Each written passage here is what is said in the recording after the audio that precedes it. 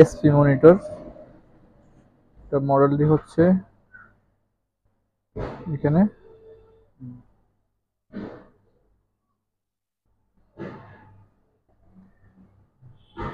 C221। আমরা এটার মাদারবোর্ডটা রিপ্লেস করবো, ইউনিভার্সাল মাদারবোর্ড আমরা করবো। আমরা একটু সুবিধার একটু আমরা ফেলে নিয়েছি আগেই। এখন হচ্ছে এটার পরিবর্তে আমরা এটা লাগাবো।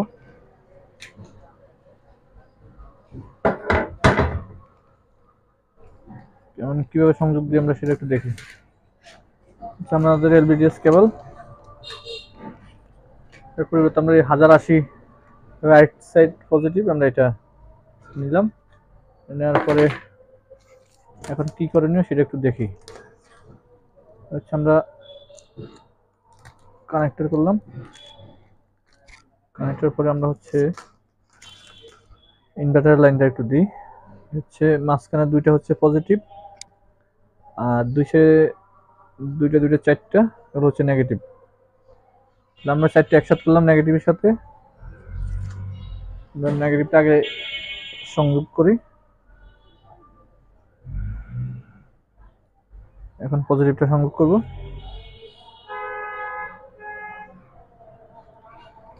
সংযোগ করা শেষ। আমরা এখন 12 ভোল্ট দিয়ে আমরা দেখি কিভাবে আসে লাইনটা। একটু সেফ ভাবে রাখি।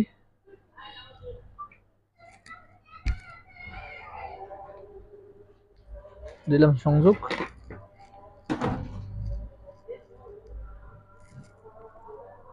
1080 এটা আসছে। এখন আমাদের দেখতে হবে আমরা 1080 কোথায় কানেক্ট করছি সেটা একটু আমরা দেখি।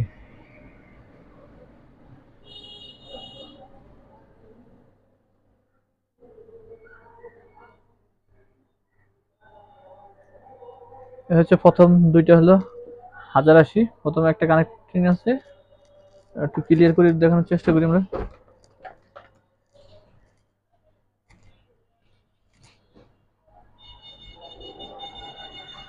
দুইটা কানেক্টিং, একটা আর একটা লাগানো আছে, যে একটা একটা কানেক্টিং আর এই একটা, দুইটা কানেক্টর আমরা পাশাপাশি দিলাম। এই যে পজিটিভ সিগন্যাল দেওয়া এখানে, এটা হচ্ছে 1080, তারপর হচ্ছে 1366, তারপর ওগুলা 1440, 1600 এই ধরনের এভাবে হয়।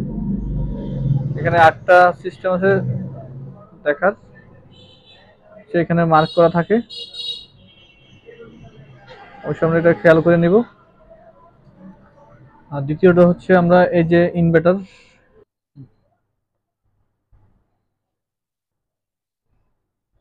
আমরা এই ইনভার্টারটা নিলাম। ইনভার্টারটার ভালো আছে একটা রেজিস্ট্যান্স উঠিয়ে দেবো আমরা, তাহলে আমরা আমাদের এটা লং টাইম ভালো চলবে। এই ব্যাকলাইটটা, ভিতরে যে ব্যাকলাইট আছে সেটা, তাহলে আমাদের এটা আর সমস্যা হওয়ার কোনো সুযোগ নাই। যেহেতু এটা 24 ঘন্টায় মনিটরটা রানিং এ থাকে, আমরা সেই মানে সেভাবে এটা চেষ্টা করবো যে ভালো চলে জানার কারণে, কারণ এটা একটা সার্ভার রুমের মনিটর, 24 ঘন্টায় চলবে।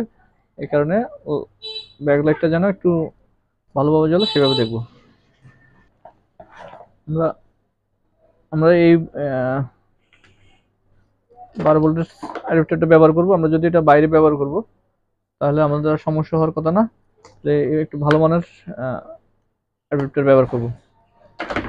আমাদের এই পাওয়ার বোর্ডের পরিবর্তে আমরা এটা ব্যবহার করব। ঠিক আছে, এগুলো ভালোভাবে খেয়াল রাখতে হবে। যেহেতু এটা এই যে মাদারবোর্ডটা সম্ভব না সার্ভিস করা, এটা একেবারে বার্ন হয়ে গেছে, যে রেজিস্ট্যান্স গুলো একেবারে নষ্ট হয়ে গেছে। হ্যাঁ, ব্যাকলাইট আইসিটা, যে ইনভার্টার সেক্টরের আইসি, এটাও খারাপ।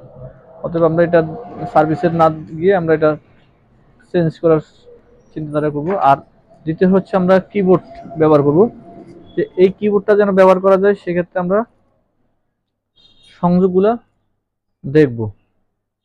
সংযোগগুলো দেখে তারপর আমরা এই কিবোর্ডটা ব্যবহার করব।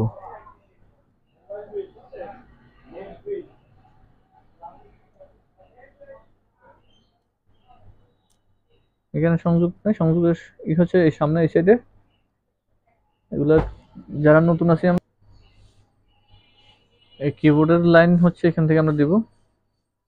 দেখে দেখে কোনটা কি কাজ করছে, এটা আমরা প্রথমে নিউট্রালটা প্রথমে কানেক্ট করে তারপরে অন্যান্য বাটনগুলো দেব, যেন কাজ করে সঠিকভাবে। দিলাম সংযুক্তি আবার আমরা। হ্যাঁ, ঠিক আছে, একেবারে ক্লিন, কোনো প্রবলেম নাই। এভাবে আমরা কাজ করব। ধন্যবাদ। এখানে ফিটিং দিয়ে দিব। এটা হচ্ছে এই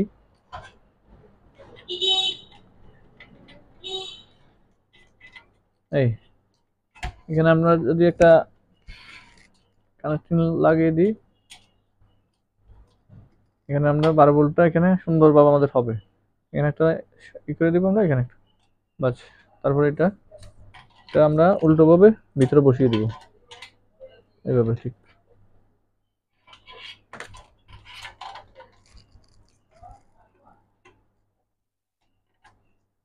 এভাবে আমরা একটা বোর্ড সাইড টেপ দিয়ে সংযোগ করে দিব।